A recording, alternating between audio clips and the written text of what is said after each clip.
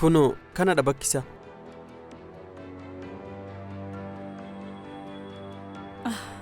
Wayyoo raajii ta'uu kooti. Bilbilli isheen hojjetu maal naaf wayya? Kan hiriyaa kee moo? Eeyyee maal naaf wayya? Mana isheen beektu ree? Eeyyeen tasumaan beeku. Wayyoo ana raajiin ta'e maaloo? Kanaaf maal si wayya ree? Ani hin beeku. Sanuu immoo baay'ee beela'eera. Kanaafuu bakka manni nyaataa jiru barbaadee si geessu ree? Eeyyeen manni nyaataati beektu hin jiru maaloo? Jechuun koo amma isheen deebistee bilbila naaf bilbiltutti achi nyaadhee ishee eeguu nan danda'a. Tokko garuu naannoo sana jira yoo barbaadde achi si geessu? Tole garuu immoo waliin nyaatta yoo ta'edha. Ani qofaa ku nyaachuu hin jaalladhu. Lakki ani illee hojiirra hin jira kaa.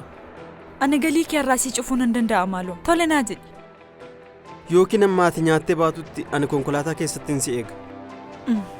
Egaa dhiisisamu. Biyyan hin beekne keessatti qofaa ku nyaachuurra yoon beelee naaf wayya. Tole dhiisii erga jettee asumatti ishee eega.